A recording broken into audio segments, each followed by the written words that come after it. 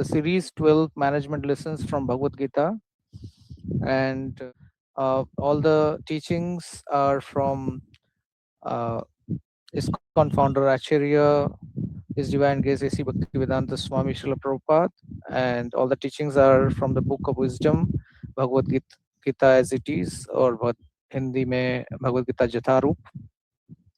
So we'll start with the prayers. Om Agyana Timirantasya Gyananjana Shalakaya Chakshul Militang Dena Tasmai Sri Guruve Namah. Hare Krishna, Krishna Krishna, Hare Hare, Hare Ram, Ram Ram, Hare Hare. Thank you very much. So with that, we go straight into the topic of today. So we are going to pull back the curtain on a secret that determines your destiny, and which is our plate, which is a primary tool of spiritual technology. This is the direct transmission from the Bhagavad Gita and the Puranas. So it is not concocted by some imagination or speculation. Whatever we are discussing today is based on all the Puranas and Bhagavad Gita, and we'll be quoting like every time specific areas of Bhagavad Gita. And we are going to unlock the hidden treasure, which is just not limited to our health, but look at how Bhagavad Gita, which is a manual of human life, directs us to food as a primary tool to shape our destiny. So let's get started with the first topic here, in terms of as you can see here, which is like the choice of food. Sorry, in terms of choice our consciousness.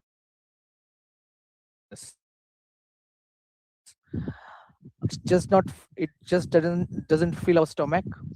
It also becomes our mind. Every bite we take is either a step towards clarity in thoughts or a descent in a agitated state of our mind. And this is exactly what is quoted in Bhagavad Gita. And let's look at that particular sloka, and then we'll come back again here. Like every time, if you have been here, you will know that we read, or rather I read the sloka, and I'll request one of you to raise your hand for volunteering to read the translation. Okay, so I'll read the sloka. Kshetra Abhimam Vidhi Sarva Kshetreshu Bharata Kshetra Gayo Jnanam Yattat Jnanam Matam Mama. Okay, so this is in Bhagavad Gita chapter 13, sloka number 3. Can any one of you raise your hand, and then I can unmute you so that you can read the translation part? Please raise your hand.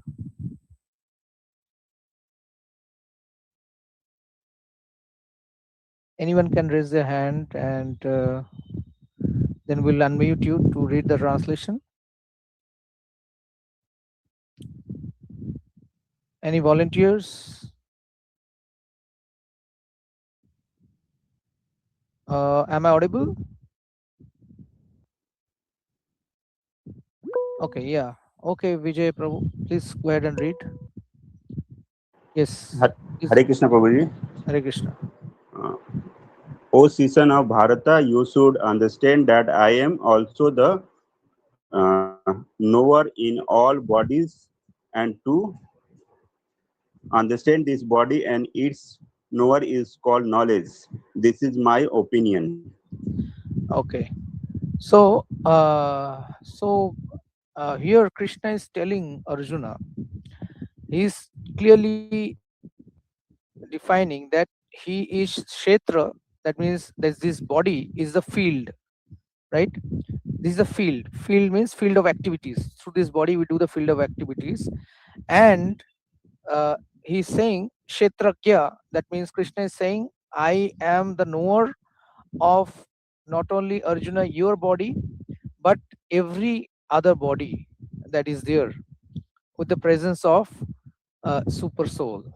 So we must understand in this aspect how our food interacts with this field, which is this body.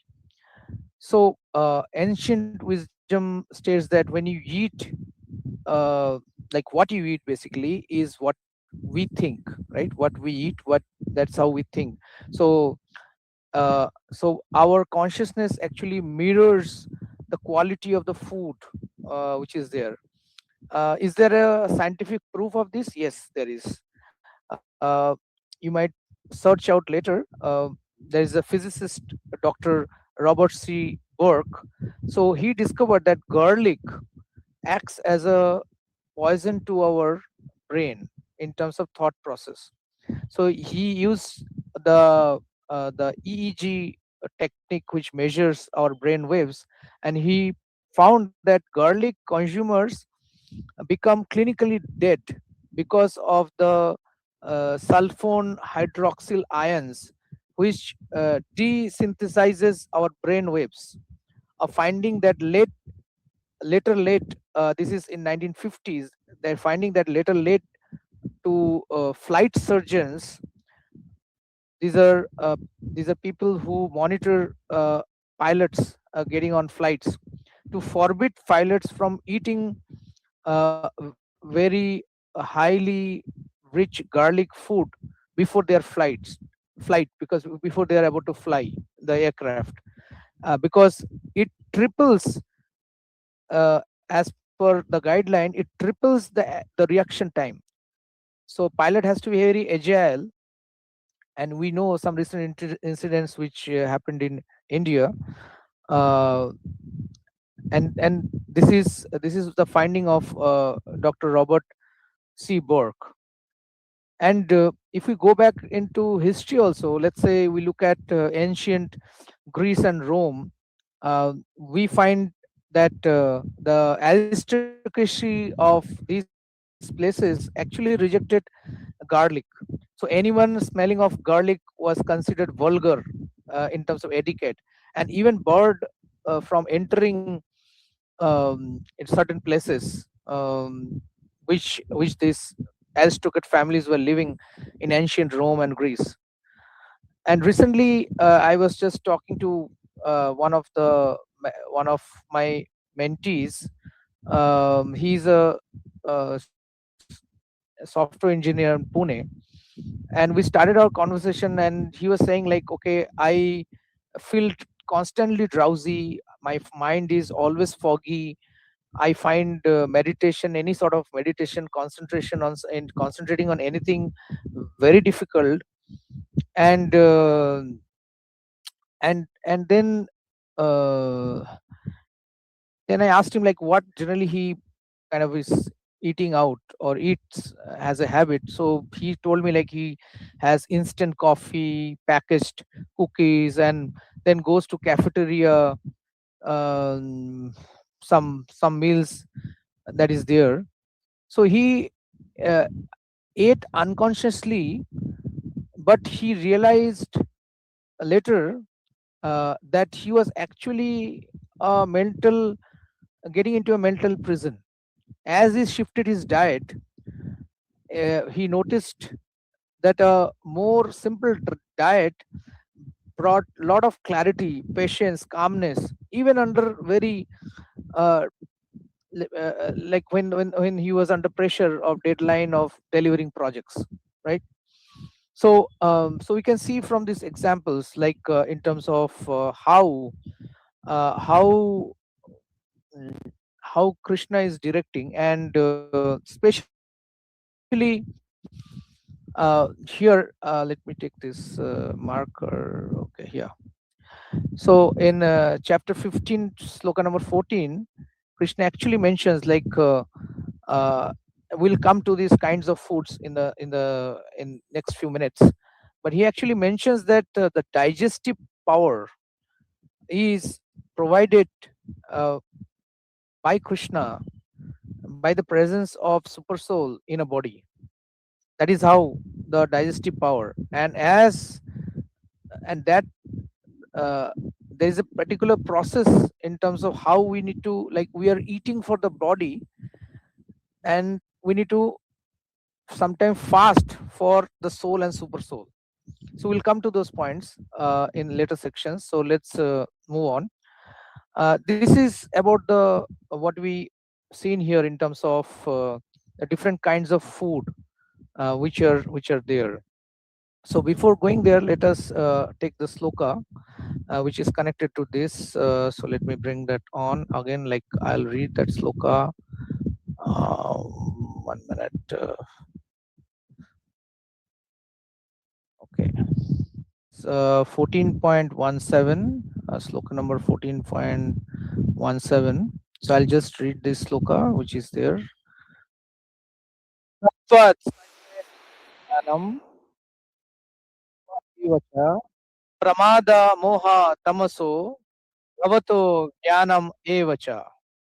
Okay, can any of you volunteer, raise your hand and read the translation of what Krishna is saying here in this particular direction? Yes, Ankita Mataji, please go ahead. Hare Krishna. From the mode of goodness, real knowledge develops. From the mode of passion, greed develops. And from the mode of ignorance, develop foolishness, madness, and illusion. Okay, so now let us kind of go back to, so what is this mode of goodness, passion, and ignorance? What are these, right? So we can think like a thread of life. A thread of life is in these three things, twinkled in these three things. So anything that we do, right? Let's give an example. Like if we rise up little early, like generally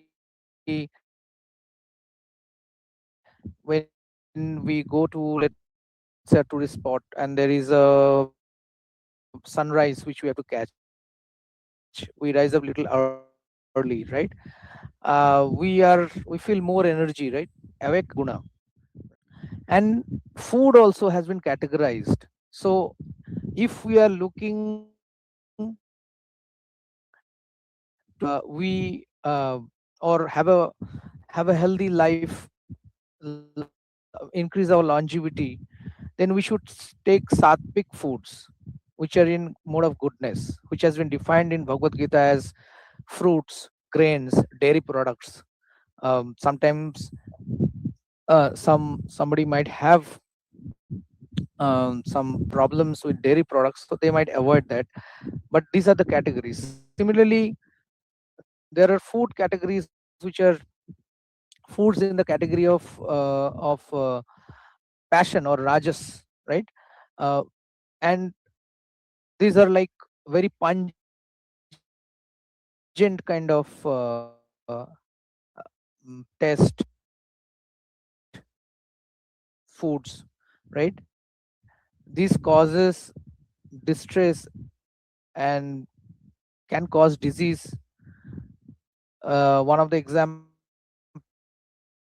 is like of this kind of food is like onion and garlic or ignorance category, right? So let's say if we try to take anything which is stale, like leftover from tonight's dinner to tomorrow's morning breakfast or lunch taking, will naturally feel lethargic.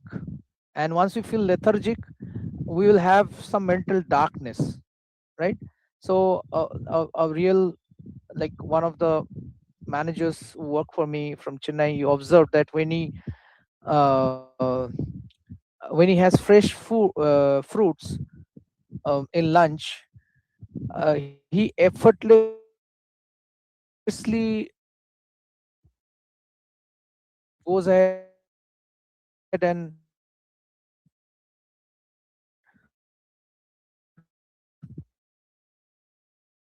talks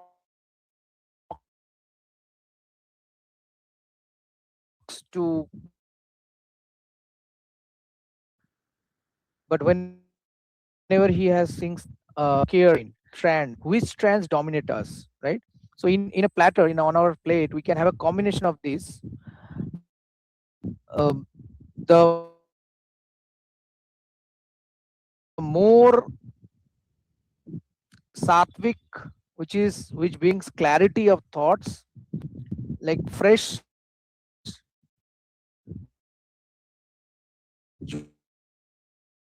juicy, wholesome foods that we can have, that will promote peace and fulfillment, and that mood will dominate our intelligence, fiery distress to us. And tamasic, as I mentioned, this brings us in kind of, we are not able to properly like processed food. These are all tamasic.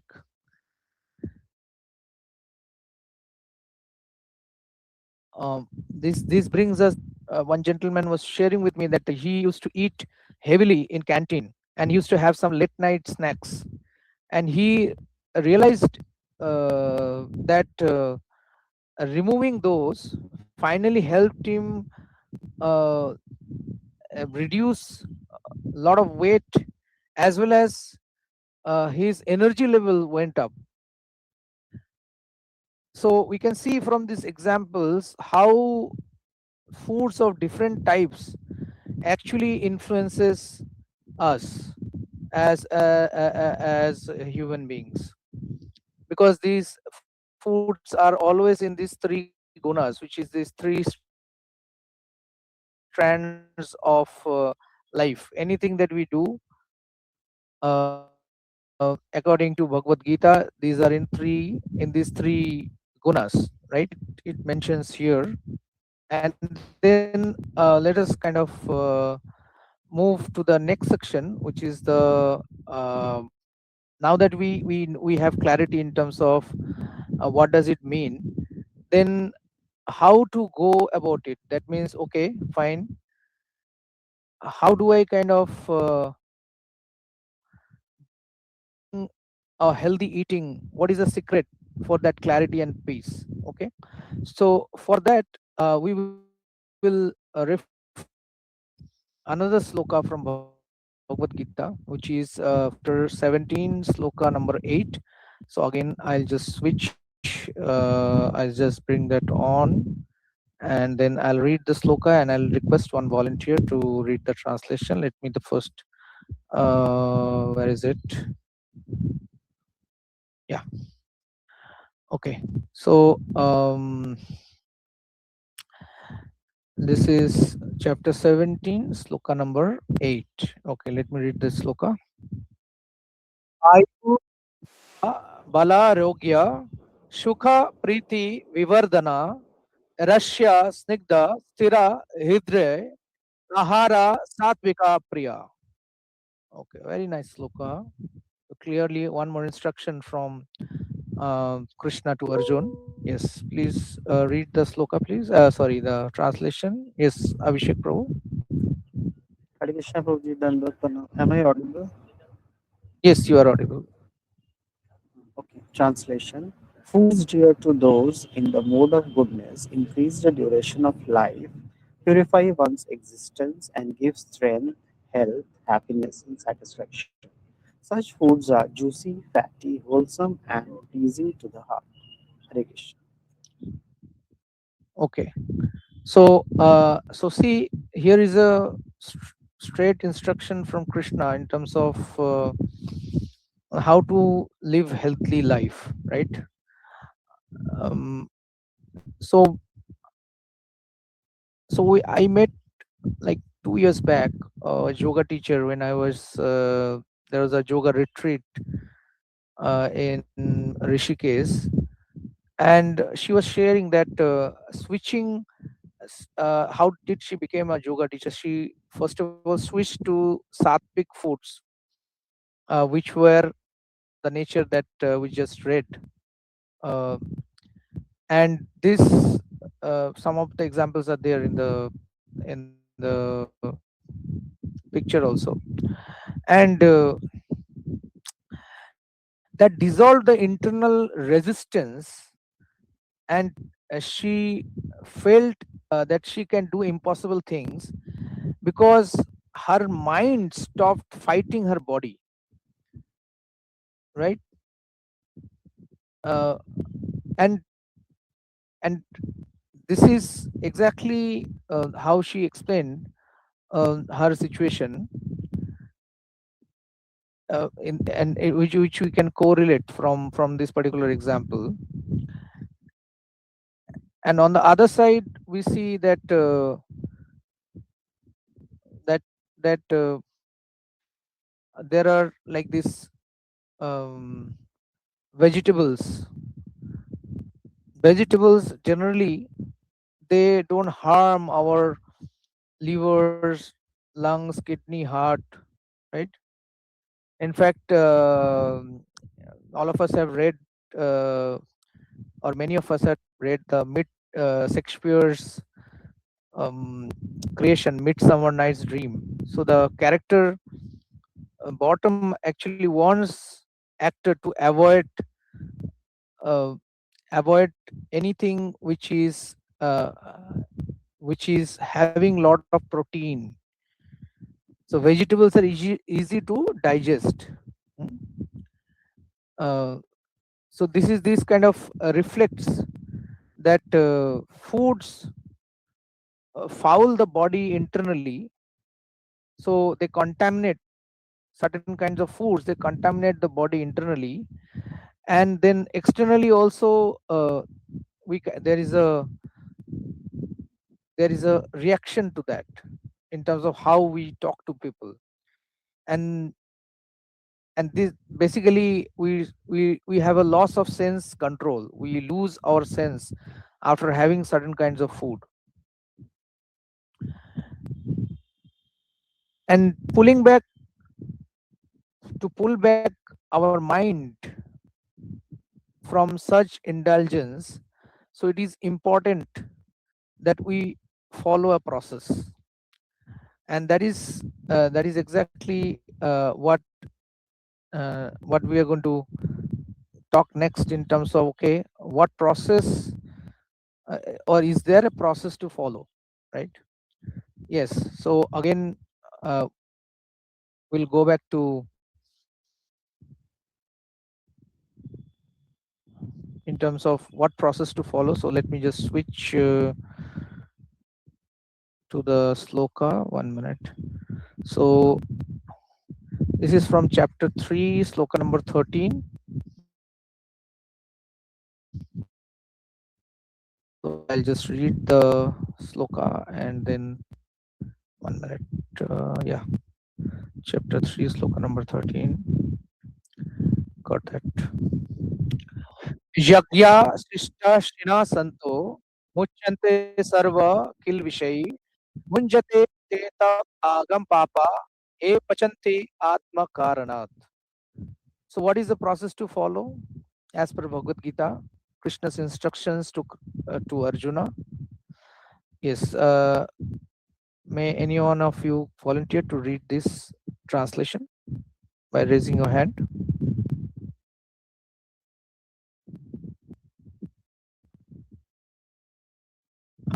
Anybody can raise their hand, and don't feel shy. Yes, Ayan Mukherjee. Ayan, please go ahead and read. Unmute yourself.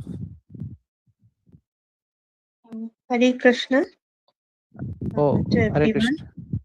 Yes. The devotees of the Lord are released from all kinds of sins because they eat food which is offered first for sacrifice. Others who prepare food for personal sense enjoyment verily eat only sin. Okay, Hare fantastic. Krishna. Thank you. So Krishna is telling Arjuna, so there is a process. He is giving Arjuna a process that, okay, if you find it very difficult to judge, actually actually Krishna has already told, as you can see here in another sloka, which I am not going to bring up, in chapter 9, sloka number 26. He has already said like he likes to have this kind of things offered to him, like leafy vegetables, maybe some flowery stuff, some fruits, water. Pratram pushpam phalam toyam is the sloka. But he is mentioning that, okay, if we don't want to kind of break our head in discovering like what has what level of gunas, right? And then by that do a discovery ourselves, and not to waste a lot of time. So he's giving a formula here that that Krishna tells that because he is the owner, for everything, the complete universe, and he is beyond any of these three gunas, right? He is beyond any of this. So it is like this. It's very easy to understand. Like when we are getting judged by a teacher or a professor, right? So obviously the professor knows all of those topics. That's why they are able to judge, right? Or somebody has written a book, and we are reading that book, and we are asking questions, we are inquiring. So somebody who has written that book, that person is able to judge. So similarly, offering it to Krishna, and what we can offer, that Krishna has already mentioned here. So there are certain things which we already discussed in the previous, in terms of Rajaguna or Tamoguna. Those items cannot be offered to Krishna. Like, as I mentioned, like even onion and garlic is a vegetable, but then they are in Rajogun or Tamogun, so it cannot be offered to Krishna. So Krishna clearly mentions first what can be offered, and among those all items also, if we are getting lost in terms of in which category of food it is, he is giving a simple formula that don't bother, just offer it to me, and if you offer it to me, then uh, then whatever gunas are there, like it will it will go away, and the pure quality is going to come. Anecdote for that would be like, if we take a piece of nail which is made of iron, and nail also attracts the magnetic properties, and gradually more time the nail spends with the magnet, the better the qualities of the magnet is seen in the nail, and after some time the nail itself starts acting like a big magnet, right? So similarly here, when we offer food to, or what can be offered, that he has mentioned already here, if we do that, then any sort of reactions out of those food goes away. There is no reaction, zero reactions, so it no longer are bound by these three ropes of Sata, Raja, or Tama, right? So we get, and actually, um, to give you another scientific anecdote related to this, like when we, I'm sure many of you are already aware, when we cut a piece of onion, sometimes, or most of the times, like we have wet eyes, right? The reason is there is a lot of sulfur inside onion. and that sulfur gets released into the air, and it comes in contact of our eyes. So we can see like certain kind of vegetables have a very strong effect or a strong presence of some minerals which are not, which are healthy for us if taken in small quantities, but not healthy if taken in very large quantities. So so this is in essence what is kind of getting what we're doing in terms of as a mechanism. And actually there is in Puranas, actually there is actually a story in terms of how this onion and garlic, these were cultivated earlier, and these were kind of low grade kind of foods that was there. So so if you, I can tell you the story in short, which is like once Lord Vishnu, he beheaded Rahu and Ketu, and who were demonic qualities. They were like demons, and their blood got mixed into the ground, and that is where from that mixture this onion and garlic sprout came out.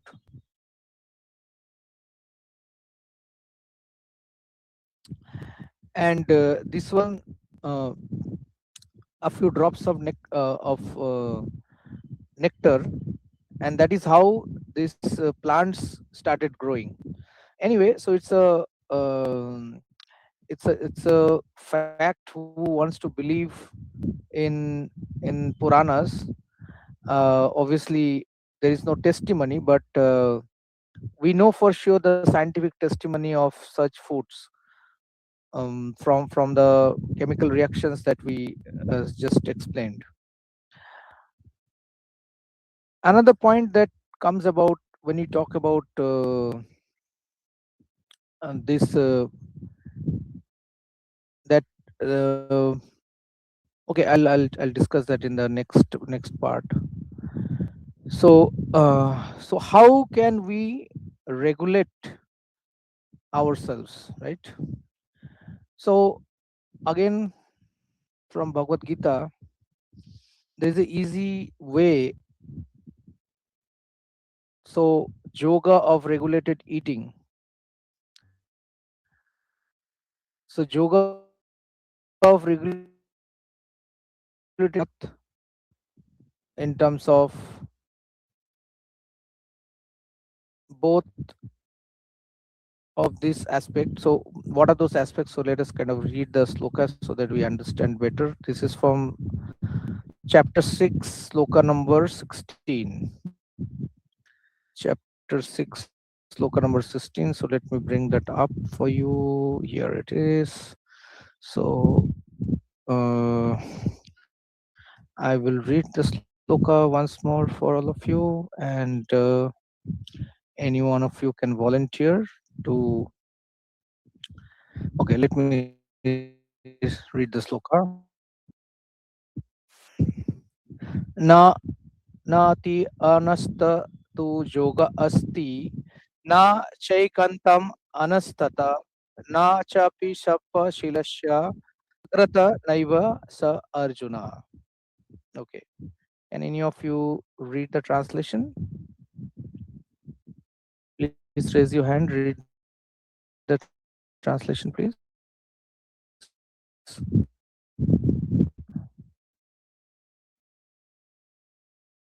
Okay, yes, Vijay Prabhu, please go ahead. Hare Krishna, Babuji. Uh, Hare Krishna. there is no possibility of one's becoming a yogi, O Arjuna, if one eats too much or eats too little, sleep too much or does not sleep enough.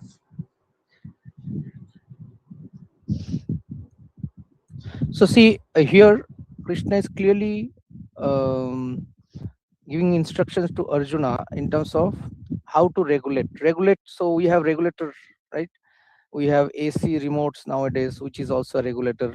Earlier there used to be like fan regulator, right? Or volume knobs. Regulate means we can bring it up or down based on a particular situation. So so primary thing to highlight here, very important, okay, which is that healing, any sort of healing, whether at bodily level or at a mental level, these are not found in any of the extremes, right? Any of the extremes. It has to be a balanced one, it has to be a middle path, right? It has to be a balanced one, because yoga is not for the person who eats too much or too little. That is what this sloka is mentioning. So so mindful eating, so we eat but in small quantities, that is called mindful eating. And how we eat, the process is already given. First we offer to Krishna and then eat it. And there is no loss, like Krishna, if we give, let's say, like I'm just making this up, if we put 3 chapatis or 2 chapatis, it's not that it is going to bring down, like it's not going to vanish, like 3 chapatis becoming after offering becomes 2, right? We like Krishna to receive it like that, but philosophically Krishna is like bhav grahi Janardhan. So we know, like when Duryodhan and Arjun, Krishna was sleeping, and Duryodhan and Arjun,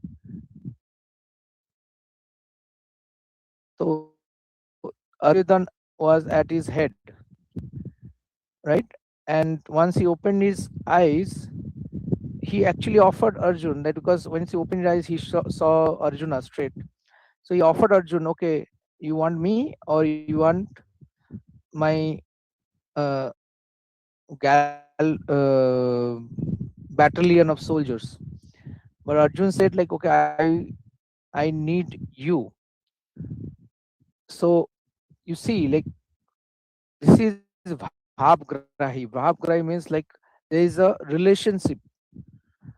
So similarly, in everything we do, even the foods that we take, it has relationship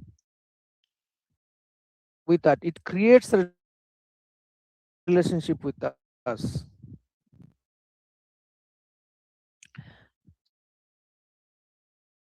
So Krishna consciousness, there is actually a sloka. It's called Tahar Modde Jivavati Lobho Maya Sudharmati, which basically says it is Sudurmati. Mati means it is always agitated. And it is always agitated because we are not satisfying it with something which is going to calm it down. If we put more and more of the left side of it, or more and more of the right side of it, which is like we don't put anything, we fast, right? Fasting, too much of fasting can also agitate us.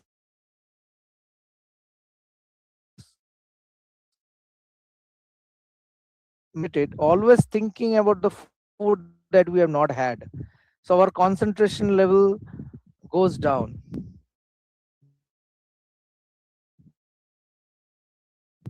So we have to take a middle ground. That is what Krishna is mentioning here.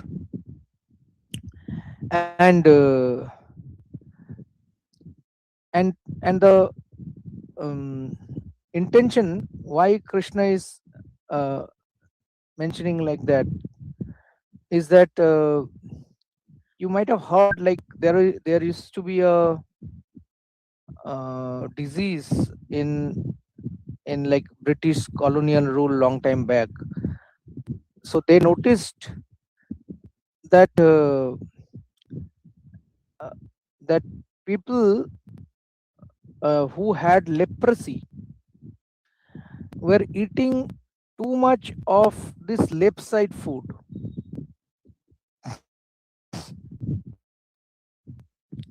and they used to they started calling this syndrome or disease as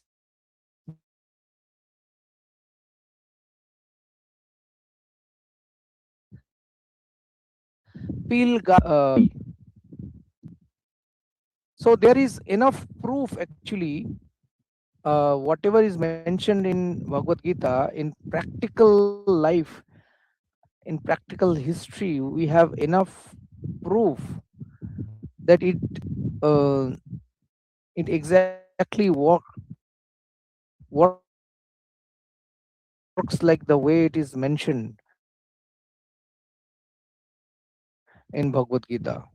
Or it's not actually how it works. So putting this all together, let's look at like what mental model then we need to have for having a right habits of eating. So first is our consciousness. So understand that the food becomes our mind.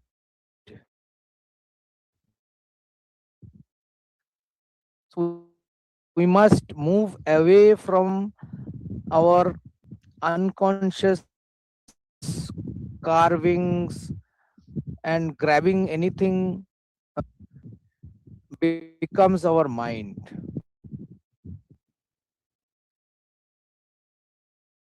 And if we can add uh, actually there is a Turkish legend, I'm not sure whether any of you are have heard this, that when which says like when Saturn, or what we call Shaitan, was thrown from heaven, um, the first thing that he stepped on was garlic, and the next thing that he stepped on was onion. So uh, so again, like, it is not only in our in Bhagavad Gita and Puranas and in India. So we have to recognize that choosing Sattvic food is to invite peace in our life, because other things just increases lot of lust, anger, and and even with what we are having, we can offer it, as Krishna mentioned, we can offer it to Krishna. In that case, that food becomes spiritual, or what is known as prasadam. So it not only heals the body, but it heals the mind also. And so discriminating that is this the three kind of foods is very much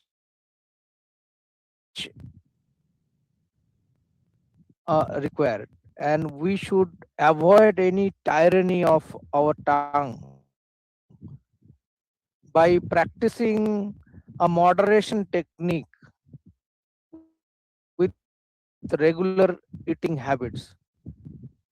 We should remember that every meal is an opportunity, not so when we feed when we just not feeding the body, then we can have the healing effect.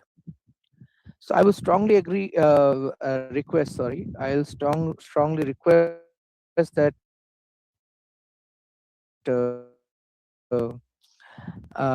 you can try these techniques, and if you need any help anytime, you can reach out to information. You can choose based on that information how you want to build your lifestyle. Thank you very much. Take care and see you next week with another topic. Thank you for your time.